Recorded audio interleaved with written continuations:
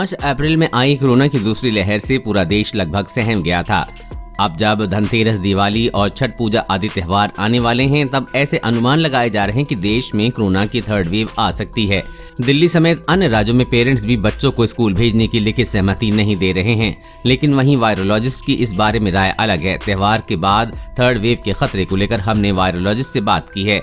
National vector borne disease control programme के सलाहकार virologist Akshay Dhariwal ने कहा है कि त्योहारों के दौरान भी लोगों को कोरोना के प्रति सतर्क रहने की जरूरत है।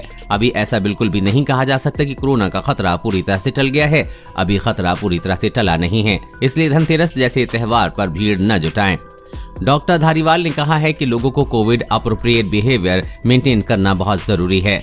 घर से बाहर निकलें तो मास्क हर वक्त लगाए रखें। ऐसा देखा जा रहा है कि अब कई लोग मास्क को लेकर काफी लापरवाह दिखते हैं, लेकिन अभी वो समय नहीं आया है कि कोरोना से बचाव के तरीके पूरी तरह छोड़कर पहले की तरह रहें। अब कोरोना के बाद जिस तरह न्यू नॉर्मल का माहौल बना है, उस तरह अपने व्यवहार को ढालें। वायरोलॉजिस्ट अक्षय धारीवाल ने थर्ड वेव आने की संभावना को लेकर कहा कि अब भारत में किसी थर्ड वेव आने का खतरा सामने नहीं है। भले ही कोरोना के मामले आते रहेंगे, लेकिन अब दूसरी लहर की तरह कोरोना का कहर भारत में नहीं होगा। इसके पीछे वो वैक्सीनेशन और हर्ड इम्यूनिटी को खास वजह मानते हैं। धारीवाल ने कहा कि अब तक आए सीरो सर्वे में ये बात सामने आई है कि देश के बड़े प्रतिशत में हर्ड इम्यूनिटी आ चुकी है। देश में 100 करोड़ लोगों का वैक्सीनेशन हो चुका है। इसके अलावा बच्चों को लेकर चिंता न करने की बात पहले से ही एक्सपर्ट कह रहे हैं।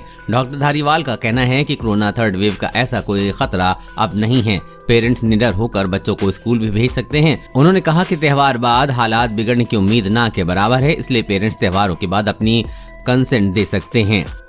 पब्लिक पॉलिसी व हेल्थ एक्सपर्ट डॉक्टर चंद्रकांत लहारिया ने भी इस मामले में बातचीत की। उन्होंने कहा कि अब माता पिता को डरने की जरूरत नहीं है। अगर त्योहार के बाद कोरोना के मामले बढ़ते भी हैं तो नेशनल लेवल पर कोरोना की तीसरी वेव आने का खतरा ना के बराबर है। वैसे भी बच्चों को कोरोना का संक्रमण बहुत कम होता है। अगर संक्रमण हुआ भी तो बच्चों में लॉन्ग टर्म इसका इफेक्ट नहीं होगा। डॉक्टर लहारिया ने कहा कि हालिया सीरो सर्वे में सामने आया है कि जून तक 67.6% को एंटीबॉडी बन गई थी। सीरो सर्वे में देखा गया था बच्चों में भी एंटीबॉडी बनी थी, जो कि अडल्ट की रफ्तार से बने।